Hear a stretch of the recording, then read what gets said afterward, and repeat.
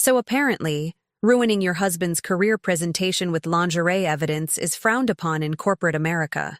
Who knew?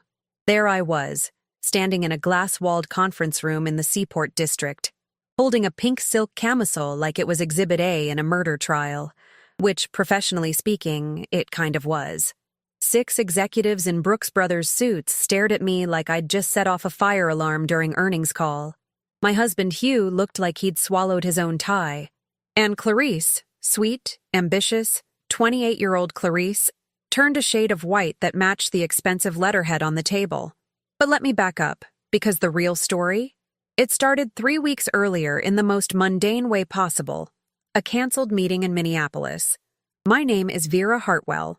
I'm 34, a senior M&A consultant who spends more time in Delta Sky Clubs than my own living room. And until exactly 21 days ago, I thought I had mastered the whole having it all thing. Marriage of 7 years to Hugh Cross, private equity VP with the kind of jaw that photographs well at charity galas. We had the Back Bay apartment with exposed brick, the joint Peloton account we both ignored, and that Instagram-perfect life where we'd occasionally remember to post date night selfies with captions like, "Still my favorite human." Spoiler alert, I was very much not his favorite human. I found out on a Tuesday. Because of course, life-altering discoveries happen on Tuesdays, the universe's most mediocre day. My client meeting in Minneapolis got canceled last minute. Something about their CFO having a family emergency, which in corporate speak usually means got caught embezzling or forgot it was his anniversary. Either way, I caught an earlier flight, landed at Logan at 4:30 p.m. instead of the next afternoon, and walked into our apartment expecting to collapse on the couch with leftover Thai food. Instead, I found evidence that Hugh had been doing some creative collaboration of his own. It was subtle. That's what made it worse. The apartment looked normal. Dishes in the sink, his gym bag by the door, that depressing pile of mail neither of us wanted to deal with. But our bedroom? Our bedroom smelled like perfume I didn't own. And when I pulled back the duvet to change the sheets like a functional adult, there it was. A pink silk camisole, size petite, designer label I recognized from Newbury Street. Definitely not mine. I'm a solid medium, and my lingerie budget goes toward sports bras, not whatever Victoria's Secret fever dream this thing came from. My first thought was practical. Well, that's interesting. My second thought was consultative. I need more data points. Because here's the thing about being in M&A. You learn to investigate. You learn to find the hidden debt, the offshore accounts, the sketchy board members with 3 DUIs. Compared to corporate fraud, tracking a cheating husband is basically an entry-level assignment. I didn't confront him. That's what amateurs do, scream, throw things, storm out dramatically. No, I went methodical. I checked the iCloud calendar we shared, the one Hugh never bothered password protecting because he assumed I was too busy closing deals to care about his schedule. And there, buried between client lunch and gym, I found something labeled Strategic Meeting, Conference Room B, Seaport District, Thursday 2 p.m. Hugh worked in private equity. I knew every single one of his client offices, the ones in Financial District, the ones in Cambridge, even that depressing suburban office park in Burlington where they analyzed manufacturing companies. This address? Generic co-working space. The kind startups rent when they want to look legitimate but can't afford real estate. Why would Hugh have a strategic meeting in a WeWork knockoff? Then I remembered. We installed a Ring camera in our living room 6 months ago after the concerned neighbor email about package thefts that turned out to be one stolen Amazon envelope containing beard oil. Hugh insisted we needed security. I agreed because sure, why not document our thrilling evenings of watching Succession reruns? I pulled up the app, scrolled back 2 weeks, right around when I'd been in Atlanta closing a healthcare merger. And there she was, time-stamped at 6:47 a.m., Clarice Dunham, 28-year-old junior analyst from Hugh's firm, walking out of our bedroom hallway wearing the exact same pink camisole, carrying her heels, doing that morning after walk of shame directly past our camera. Clarice, the one Hugh mentioned maybe twice in 7 years, the one who'd posted on LinkedIn 3 weeks earlier about working late on a critical deal, Same night Hugh texted me saying he was stuck in due diligence meetings until midnight, the one currently listed as attending the mysterious seaport meeting. I downloaded the footage, took screenshots, printed 3 high-resolution images showing her face, the timestamp, and that unmistakable pink camisole. Then I put everything in a folder labeled Q4 Analysis, because irony is important. Thursday morning, I told Hugh I had a site visit in Waltham, kissed him goodbye like a good corporate wife, watched him leave in his Tesla wearing his important meeting suit, the canally one he reserved for impressing senior partners. Then I called an Uber to the seaport. The co-working space was one of those aggressively modern places with industrial lighting and inspirational quotes on the walls like, "Disrupt everything," and "Fail forward." I took the elevator to the 8th floor, found conference room B, and watched through the glass walls as Hugh delivered a presentation to 6 executives I vaguely recognized from firm events. Quarterly performance metrics on the screen, coffee and pastries on the credenza. And there was Clarice, sitting at the table like she belonged there, taking notes on an iPad, playing the role of competent junior analyst, the role she'd apparently been playing in my bed for weeks. I waited until Hugh hit his stride, somewhere around EBITDA projections, when everyone was pretending to pay attention. Then I opened the door. Didn't knock. Just walked in with my Longchamp tote and my best resting consultant face. The room went silent. I walked directly to the head of the table where Barrett Sinclair sat. 60 years old, former Marine, managing director with a reputation for firing people over missed decimal points. I reached into my bag, pulled out the pink camisole, and placed it in the center of the polished mahogany table like I was presenting evidence to a grand jury. Then I laid down the 3 printed photos. Clarice's face, clear as day. Our bedroom hallway, unmistakable. That pink camisole on her body. Timestamp, 6:47 a.m., October 7th. The silence was so absolute I could hear the HVAC system humming. Barrett looked at the camisole, looked at the photos, looked at Hugh, whose face had gone from confident presenter to cardiac event imminent, looked at Clarice, who'd frozen mid-note like someone hit pause on her life. Then Barrett looked at me and said very slowly, "What is happening here?" I smiled. The kind of smile you give when you've just checkmate someone who didn't realize they were playing chess. "Good question, Barrett," I said, keeping my voice pleasant and professional. The same tone I used when explaining to clients why their acquisition target was actually a financial dumpster fire disguised as a growth opportunity. I found this in my bed after returning early from Minneapolis 3 weeks ago. And I found these. I tapped the photos with one manicured finger. On our home security footage. Hugh, you want to explain whose camisole this is? Or should we let Clarice confirm it's hers in front of everyone? Hugh's mouth opened. Nothing came out. He looked like a goldfish having an existential crisis. Clarice, to her credit, made a decision quickly. She stood up so fast her chair rolled backward into the glass wall, grabbed her iPad, and bolted from the room. Her heels clicked down the hallway, at a pace that suggested she was either running for the elevator or planning to throw herself down the stairwell. Barrett's jaw tightened. The other 5 executives, men in their 50s who'd probably seen every variety of corporate scandal, sat frozen like they were watching a documentary about terrible life choices. "This is a business meeting," Hugh finally managed, his voice cracking slightly. "Vera, this is completely inappropriate." "Inappropriate?" I let out a laugh that could strip paint. "Hugh, you brought your mistress to a client presentation. I'm just returning lost property. You're always saying I should be more thoughtful about your work commitments."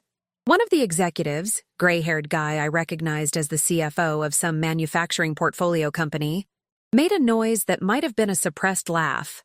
Barrett silenced him with a look that probably made junior analysts wet themselves. "Mr. Cross," Barrett said, and the temperature in the room dropped about 15 degrees. "I think we need to reconvene this meeting. Without you." Hugh's face went from pale to tomato red.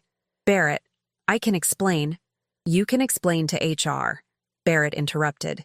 "Tomorrow morning, 9 a.m.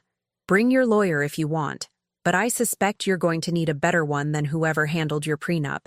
He looked at me. "Mrs. Cross, I apologize for whatever." It's Ms. Hartwell professionally, I corrected pleasantly. And no apology necessary. I just wanted to make sure Hugh's work wife got her things back. Hate to see company property go missing. I picked up the camisole with 2 fingers like it was evidence in a crime scene, which, morally speaking, it was, and dropped it in my bag. Gentlemen, I'll let you get back to your EBITDA projections. Hugh, my attorney will contact you about separating our assets. Try not to sleep with her, too. I walked out before anyone could respond. The Uber ride back to Back Bay took 17 minutes. I spent 16 of them on the phone with Gwen Mercer, the most ruthless divorce attorney in Boston, a woman who once made a hedge fund manager cry during mediation and got her client the summer house, the boat, and the dog. Gwen answered on the first ring. Vera, please tell me you have documentation. Video footage, timestamps, witnesses to a public confrontation, and his employer's managing director as an inadvertent character witness. I love you. We're filing Monday. How vindictive do you want to be? Scorched earth. I want him to remember this divorce every time he signs a check. Music to my ears. Send me everything. I hung up and immediately opened LinkedIn. Hugh's profile still said, Vice President, Private Equity at Barrett's firm. Give it 48 hours, I thought. That title would either disappear or change to Seeking New Opportunities, which is LinkedIn code for Got Fired for Astronomical Stupidity. Back at the apartment, I started packing. Not frantically, methodically. The way I'd close out a deal. I took photos of every room for documentation. Removed my grandmother's jewelry from the safe Hugh thought I didn't know the combination to. Downloaded 7 years of bank statements showing exactly which accounts had my income versus his. Forwarded myself every email where Hugh had made financial decisions without consulting me, especially the one where he'd invested $40,000 in his buddy's revolutionary crypto startup that immediately tanked. Then I opened my laptop and composed an email to 3 recruiting firms I'd been ignoring for months. Subject line, Open to Senior Leadership Opportunities. Within 2 hours, I had callback requests from all 3. One was particularly interesting. A boutique M&A advisory firm in the Seaport. The kind of place where senior consultants became partners if they brought in enough business. The kind of place Hugh's firm competed with. The kind of place that would absolutely love hiring someone with my client relationships and Hugh's firm's confidential market knowledge fresh in her head. Petty? Maybe? Strategic? Absolutely. My phone buzzed. Text from Hugh. We need to talk about this rationally. I typed back. We needed to talk rationally before you started sleeping with someone young enough to think Snapchat is a valid form of communication. Now we talk through attorneys. 3 dots appeared. Disappeared. Appeared again. Disappeared. Finally, Clarice meant nothing. I laughed out loud in my empty apartment. Then you destroyed our marriage for nothing. That's somehow worse. Don't contact me again unless it's through Gwen Mercer. I blocked his number. Then I blocked him on Instagram, Facebook, LinkedIn, every platform where he might attempt some pathetic reconciliation speech he'd probably workshopped with his therapist or, worse, his boys from business school, who'd tell him this was all salvageable if he just communicated better. That evening, my phone started blowing up. Not Hugh. He'd apparently learned that lesson, but everyone else in our social circle who'd somehow already heard. Because Boston's professional class operates like a small town, and a dramatic confrontation in a glass-walled conference room travels faster than insider trading rumors. Text from Paige, my former college roommate. Did you really confront Hugh in a meeting? Text from my cousin Lila in Newton. Mom just heard from her book club that Hugh got fired. Is that true? Text from Noelle, Hugh's college friend's wife. I'm so sorry. Also, I always thought Clarice was sketchy. That last one made me snort. Noelle had literally hosted Clarice at a dinner party 2 months ago and spent 20 minutes telling me how refreshing it was to meet young professionals who really cared about their careers. Hindsight apparently came with revisionist history. I responded to exactly none of them. Instead, I poured myself a very large glass of the burgundy Hugh had been saving for a special occasion, ordered delivery from that Thai place on Newbury Street, and started drafting my new LinkedIn summary. Something about driving transformative M&A outcomes and building strategic partnerships. The kind of corporate word salad that actually meant, I'm available, I'm connected, and I just burned down my old life, so I've got nothing to lose. By Friday morning, Barrett's firm released an internal memo. I knew because 3 people forwarded it to me before 9 a.m. Effective immediately, Hugh Cross is no longer with the firm. We wish him well in his future endeavors. Corporate speak for, we fired him and he signed an NDA so he can't sue us. And Clarice got promoted to a strategic opportunity in the Kansas City office, which is what happens when you're too junior to fire without legal complications but too toxic to keep in Boston, Kansas City, the place where careers go to die quietly while pretending it's a growth market. I felt nothing. No satisfaction, no anger, just that strange empty calm you get when you've methodically solved a problem. Monday morning, Gwen called. Hugh's attorney wants to negotiate a settlement. But what's he offering? 50-50 asset split. He keeps the Tesla, you keep the apartment. Counteroffer, I keep the apartment. He takes the Tesla and his half of the furniture, and he pays my legal fees for wasting my time with infidelity. Done. He'll take it. His attorney knows he has no leverage. And just like that, 7 years became a transaction. Assets divided, accounts separated, marriage dissolved. Clinical. Efficient. Exactly how I'd close any other deal.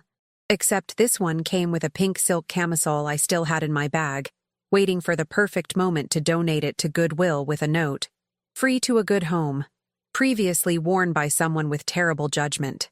Turns out, publicly destroying your husband's career is excellent for your own professional brand. Who knew? 2 weeks after the conference room incident, I had 4 job offers. Not inquiries, actual offers with compensation packages that made my current salary look like an intern stipend. The boutique M&A firm in the Seaport, Sterling Advisory Partners, offered me a senior director position with a 40% raise and a partnership track. They wanted someone with my client relationships, and, let's be honest, they were thrilled to poach talent-adjacent intelligence from Barrett's firm. I accepted before they could reconsider. My first day was a Tuesday in late October, because apparently all significant life events happen on Tuesdays in my world. The office had floor-to-ceiling windows overlooking the harbor, that new money smell of leather furniture and expensive coffee, and a managing partner named Desmond Wright, who'd built the firm from nothing after leaving Goldman Sachs with enough client relationships to start his own shop. He shook my hand in his corner office that first morning and said, "Vera, I'm going to be direct. We hired you because you're brilliant at M&A. We're keeping you because apparently you're also brilliant at corporate warfare. Barrett Sinclair called me personally to say you have more strategic ruthlessness than half his senior team. Should I be offended or flattered?" Flattered. He meant it as a compliment. Also, he's referring 3 clients to us specifically because you're here now. So, whatever you did in that conference room, it worked. I smiled. I just returned lost property. Very civic-minded of me. Desmond laughed. You're going to fit in perfectly here. He wasn't wrong. Within a week, I'd closed a deal I'd been cultivating for months at my old firm. A healthcare merger worth $80 million that my former employer had been courting unsuccessfully for a year. The client, a sharp-eyed CEO named Ramona Patel, told me during our closing dinner at Trade Boston, "I only signed because you moved firms. Your old shop felt like they were going through the motions. You feel like you've got something to prove." "I do," I said, raising my wine glass. "That divorce lawyers aren't the only ones who can take someone for everything they're worth." Ramona clinked her glass against mine. "I like you. Let's work together again." Meanwhile, Hugh's life was imploding in slow motion, and I had front-row seats thanks to the Boston Professional Gossip Network that functioned better than LinkedIn notifications. First, the apartment. Per our settlement, I kept it. Hugh moved out on a Saturday in early November. Showed up with 2 guys from Craigslist and a U-Haul to collect his half of the furniture. I wasn't there. I'd deliberately scheduled a client meeting in Providence so I wouldn't have to watch him pack up 7 years into cardboard boxes. But my neighbor, Mrs. Chen, elderly woman who'd lived next door for 30 years and missed exactly nothing, texted me updates like she was providing live sports commentary. "He's taking the couch. The ugly one you hated. He's arguing with the moving guys about the TV. He just tried to take your Nespresso machine. I told him I saw you buy it. He put it back. God bless Mrs. Chen. When I returned that evening, the apartment looked empty but cleaner somehow. Like removing Hugh had eliminated clutter I hadn't realized was there. His protein powder arsenal gone from the kitchen. His collection of finance books that he'd bought to look smart but never read gone from the shelves.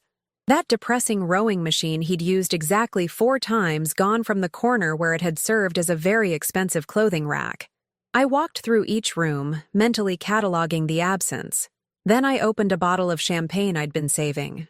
The good stuff, Veuve Clicquot, and drank it straight from the bottle while sitting on my newly spacious living room floor. Not because I was celebrating, because I could. The divorce finalized on a Wednesday in mid-November. Gwen called me at 10 a.m. from the courthouse. It's done. He signed everything. You're officially divorced. How did he look? Like he aged 10 years in 3 weeks.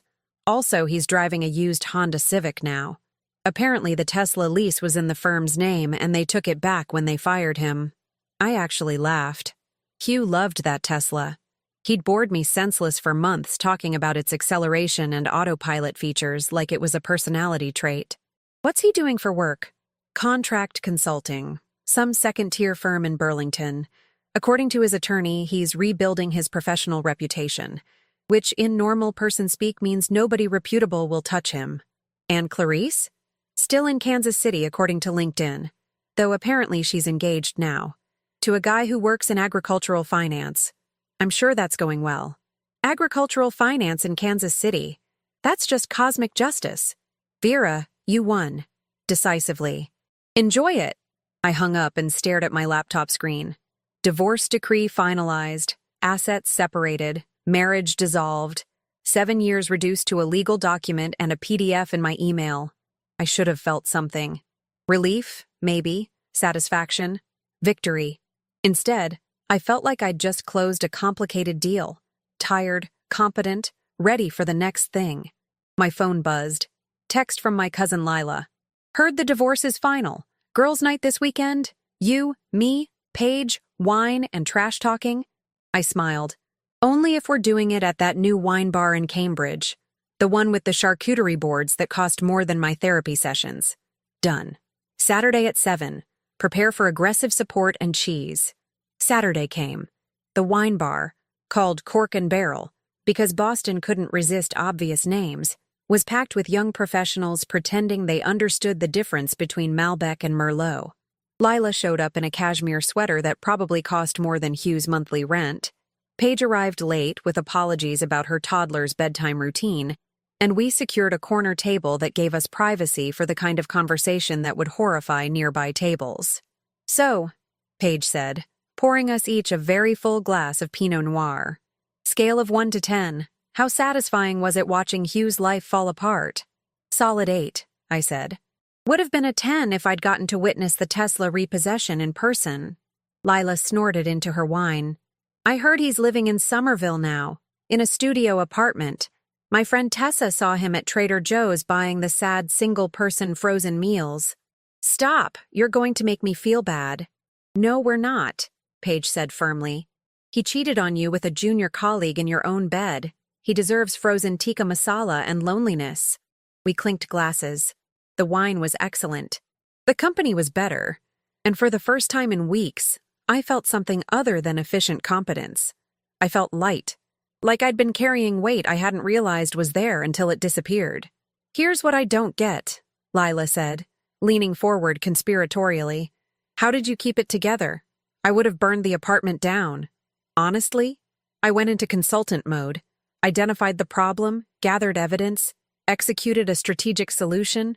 Hugh was just another bad acquisition that needed to be divested. That's the most romantic thing I've ever heard, Paige deadpanned. We laughed. The kind of laugh that comes from surviving something absurd and coming out better on the other side. The kind of laugh that says the worst is over and everything from here is bonus territory. My phone buzzed again. Email notification from Desmond. Client in biotech sector needs immediate M&A consult. Your specialty. Interested? I typed back, send me the details, I'm available. Lila raised an eyebrow. Working on a Saturday night? Building an empire on a Saturday night, I corrected. There's a difference. To empire building, Paige said, raising her glass. And to ex-husbands in studio apartments, Lila added. And to knowing your worth, I finished. We drank. The wine tasted like freedom and expensive grapes, and the absolutely certain knowledge that I'd made the right call walking into that conference room 3 weeks ago with pink silk evidence and zero hesitation. Hugh had underestimated me. Clarice had underestimated me. Probably half the people who knew us had underestimated me. But I'd never underestimated myself. And that made all the difference. Here's something nobody tells you about revenge. Sometimes it comes back for a second round without you even asking. 3 months after the divorce finalized, mid-February to be exact, I was in my office at Sterling Advisory Partners reviewing due diligence materials for a pharmaceutical acquisition when my personal cell rang. Unknown Boston number. Normally, I'd let it go to voicemail, but something made me answer. Vera Hartwell. Ms. Hartwell, this is Joyce Brennan from Barrett Sinclair's office. Mr. Sinclair asked me to reach out to you directly. Do you have a moment? Barrett. Calling me. This was either very good or catastrophically weird. I have 5 minutes. Mr. Sinclair wondered if you'd be available for coffee tomorrow morning. 10 a.m. at Thinking Cup in the Financial District. He said to tell you it's regarding Hugh Cross and it's in your interest to attend. My stomach did something complicated. Tell him I'll be there. I spent the rest of the day wildly speculating. Had Hugh done something else monumentally stupid? Was Barrett trying to poach me back? Had Clarice returned from Kansas City exile with some kind of revenge plot that only made sense to people with underdeveloped prefrontal cortexes? The next morning, I arrived at Thinking Cup 15 minutes early, because anxious overachievement is my factory setting. Barrett was already there, sitting at a corner table with 2 coffees and an expression that suggested he'd rather be negotiating hostile takeovers than whatever conversation this was about to be. Vera, he said, standing. Thank you for coming. Barrett, you've successfully triggered my curiosity and mild paranoia. What's this about? He slid a manila folder across the table. Hugh Cross filed a lawsuit against my firm 2 weeks ago. Wrongful termination, hostile work environment, reputational damage. He's asking for $2.3 million in damages. I opened the folder. Legal documents, filed in Suffolk County Superior Court. Hugh's signature at the bottom, along with some attorney I'd never heard of who probably worked for contingency fees and desperation. He's suing you for firing him after he had an affair with a junior colleague in his marital bed and got caught during a client presentation? Essentially, yes. His argument is that the affair was consensual between adults, happened outside work hours, and that we terminated him without proper investigation or due process. He's claiming we created a hostile work environment by forcing his resignation under duress. I laughed. Actually laughed. That's the most delusional legal strategy I've heard since Enron executives claimed they didn't know about the fraud. Agreed. But here's where it gets interesting. Barrett pulled out another document. His attorney subpoenaed you as a witness. You'll need to testify about the events of that day. The confrontation, what you said, what evidence you presented. They're going to argue that you created a public spectacle that forced our hand, and that we terminated Hugh based solely on your dramatic presentation rather than any actual investigation. So he's blaming me for his consequences. Precisely. I took a long sip of coffee. When's the deposition? 3 weeks. March 10th. Your attorney should coordinate with ours. I don't need an attorney for this. I have video evidence, timestamps, documentation, and 6 witnesses who saw Hugh freeze like a deer in headlights when confronted with his own infidelity. His case is garbage. I know, but I wanted to give you advance warning, and to say thank you. For what? For handling it the way you did. You had every right to burn everything down. Instead, you were surgical, professional. You exposed the situation without making it about emotion. You made it about facts. That's why we referred those clients to Sterling. That's why I'm telling you now that if Hugh's attorney tries to paint you as some kind of vengeful spouse, we'll shut it down immediately. You did nothing wrong. Something warm spread through my chest. Vindication from someone who'd witnessed the whole disaster and still thought I'd handled it correctly. Barrett, I appreciate that, truly. But I'm not worried about Hugh's lawsuit. He's going to lose, and he's going to look pathetic doing it. Barrett smiled, the first genuine smile I'd seen from him. That's what I thought. But I wanted you prepared. His attorney is apparently some guy named Elliot Marsh. Used to work personal injury, now does employment litigation. Real bottom feeder type? Perfect. Hugh hired a lawyer as mediocre as his decision-making. This should be entertaining. We finished our coffee. Barrett picked up the tab. Firm expense, he insisted, and we parted ways outside with a handshake that felt like closure on something I hadn't realized was still open.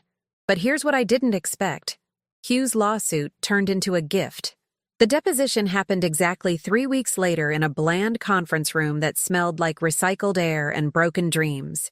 Elliot Marsh turned out to be exactly what Barrett described. 50-something guy with a cheap suit and the aggressive energy of someone who'd passed the bar exam on his third try. Hugh sat next to him, looking like he'd been living on stress and regret. He'd lost weight. His suit didn't fit right. He looked older. I felt nothing. Marsh started with softballs. Ms. Hartwell, can you describe your relationship with Hugh Cross? We were married for 7 years, divorced as of November 17th. And the divorce was contentious? The divorce was efficient. The infidelity was contentious. Hugh flinched. Marsh pressed on. On October 28th, you entered a private business meeting and made certain accusations against Mr. Cross. Can you describe your motivations? I didn't make accusations. I presented evidence. There's a difference. What evidence? I smiled. A pink silk camisole that I found in my marital bed, size petite, belonging to Clarice Dunham, and 3 printed photographs from our home security camera showing Ms. Dunham leaving our bedroom at 6:47 a.m. on October 7th, wearing that same camisole. Time-stamped, high resolution, unambiguous. Marsh glanced at Hugh.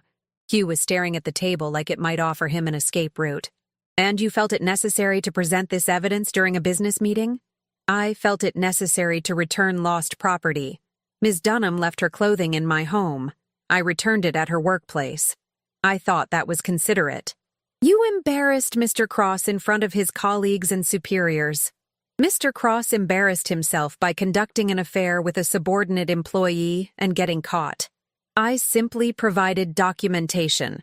The deposition went on for 2 hours. Marsh tried every angle, painting me as vindictive, suggesting I'd orchestrated a public humiliation, implying I'd damaged Hugh's career out of spite. Every time, I calmly presented facts, dates, evidence, timeline. I sounded like I was testifying about a failed merger, not a failed marriage. At one point, Marsh asked, "Do you feel any remorse for the impact your actions had on Mr. Cross's professional life?" I looked directly at Hugh. I feel remorse that I wasted 7 years on someone who valued his career enough to risk mine through humiliation, but not enough to keep his pants on. As for his professional life, he destroyed that himself. I just provided witnesses. Hugh's attorney tried to object. The stenographer kept typing. Hugh looked like he wanted to disappear into the corporate carpeting.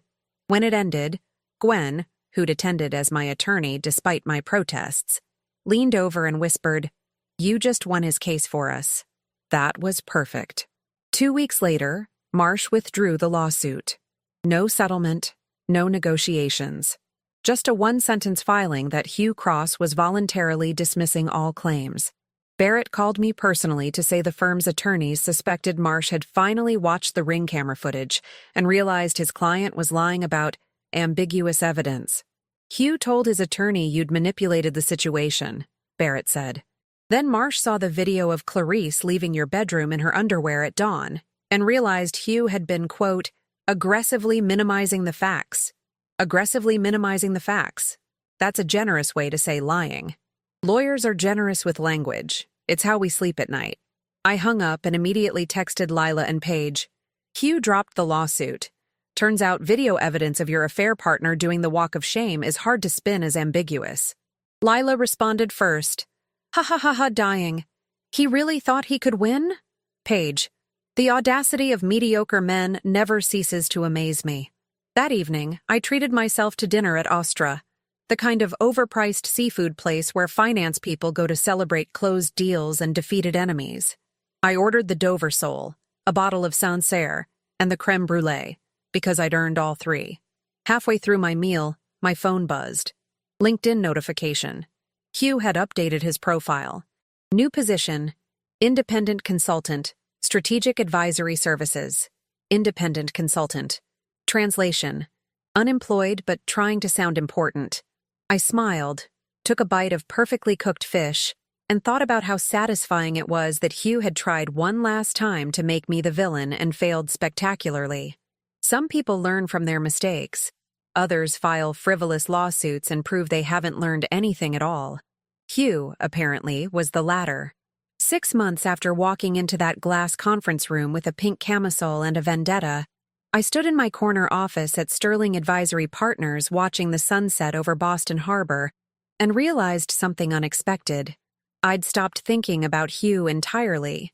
Not in the "I'm pretending I'm over it" way, in the genuine "he's become irrelevant to my daily existence" way. The way you forget about a bad restaurant you'll never visit again, or a movie you walked out of halfway through. My life had become unrecognizable in the best possible way. The pharmaceutical deal I'd been working on in February closed in April for $92 million.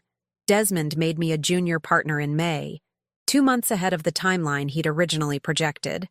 My client roster had grown to include 3 Fortune 500 companies and 2 biotech startups that would probably IPO within 18 months. I'd hired an assistant named Ivy, who was terrifyingly competent and made my professional life run like a Swiss watch. The Back Bay apartment got renovated. New furniture, new paint, 0 traces of Hugh's protein powder residue or questionable decorating choices. I'd turned his former home office into a reading room with floor-to-ceiling bookshelves and a chair so comfortable it should be illegal. Mrs. Chen from next door brought me homemade dumplings once a week and updated me on neighborhood gossip I pretended not to care about but secretly loved. As for Hugh, last I heard through the Boston professional grapevine, which functioned with the efficiency of an intelligence network, he was still doing contract consulting work in Burlington, still driving that used Honda Civic, still living in the Somerville studio apartment. His LinkedIn showed exactly 0 new connections in 6 months, which in our industry was the equivalent of professional death. Clarice, meanwhile, had gotten married to her agricultural finance guy in Kansas City and changed her last name to something I didn't bother remembering. Her LinkedIn profile still listed her at Barrett's firm Kansas City office, where she was presumably learning valuable lessons about consequences and Midwestern humility. I felt nothing about either of them. Not satisfaction, not vindication, not even mild curiosity. They'd become characters in a story I'd already finished reading. Barrett called me in late April, purely social, which was unusual for him, and asked if I wanted to grab lunch. We met at Atlantic Fish Company, and over lobster rolls he said something that stuck with me. "You know what impressed me most about how you handled Hugh?" he said. "You never made it emotional. You treated the whole thing like a business problem that needed solving. Most people in your situation would have burned everything down. You just surgically removed the infection and moved on." It was emotional, I admitted, but I learned a long time ago that emotion without strategy is just noise. I was angry, furious actually, but fury without a plan is just screaming into the void. So I made a plan, and executed it flawlessly. I executed it efficiently. There's a difference. Flawless would have been not marrying him in the first place. Barrett laughed. Fair point, but you came out better than you went in. That's the definition of success in my book. He wasn't wrong. Financially, professionally, personally, every metric had improved. The divorce settlement gave me the apartment and freed me from Hugh's increasingly questionable financial decisions. The new job came with equity that would vest over 5 years. My network had expanded to include people who actually respected competence over connections. I'd started running again, something I'd abandoned during my marriage because Hugh complained that my 5 a.m. alarms disturbed his sleep. Now I ran the Charles River Esplanade 3 mornings a week and arrived at the office energized instead of resentful. I'd even started dating. Nothing serious, A few dinners with a software engineer named Calvin who made me laugh. Coffee with a corporate attorney named Silas who understood billable hours and deadline stress. Both knew I was divorced. Neither asked invasive questions, and I appreciated their basic human decency in not treating my failed marriage like entertainment. Lila asked me over brunch in May if I regretted how I'd handled everything. "Do you ever wish you'd done it differently?" she said, stealing a piece of my French toast. "Like, maybe confronted him privately instead of in front of his entire firm." I considered it. No, if I'd confronted him privately, he would have lied, minimized, made promises he wouldn't keep. Public accountability was the only thing that guaranteed real consequences. Would it have been kinder to do it quietly? Maybe. But kindness wasn't the goal. Closure was. And you got it? Completely. Hugh became a cautionary tale instead of my problem. That's worth more than kindness. Paige, who'd been listening quietly, raised her mimosa. To women who refused to be doormats, and to ex-husbands who learned the hard way that actions have consequences. We clinked glasses. The sun streamed through the restaurant windows. Spring in Boston smelled like possibility and new beginnings, and the absolutely certain knowledge that I'd made the right choice. People ask me sometimes, usually women going through similar situations, if the revenge was worth it, if publicly destroying Hugh's career made me feel better, if I'd do it again. Here's the truth. It wasn't about revenge. It was about refusing to be complicit in my own disrespect. Hugh made choices. Clarice made choices. I simply made sure those choices had consequences that matched their impact. Would I do it again? In a heartbeat. Not because I'm vindictive, but because I learned something valuable. You teach people how to treat you. And sometimes the most important lesson you can teach is that you won't tolerate being treated poorly, no matter how uncomfortable that makes everyone else. The pink camisole?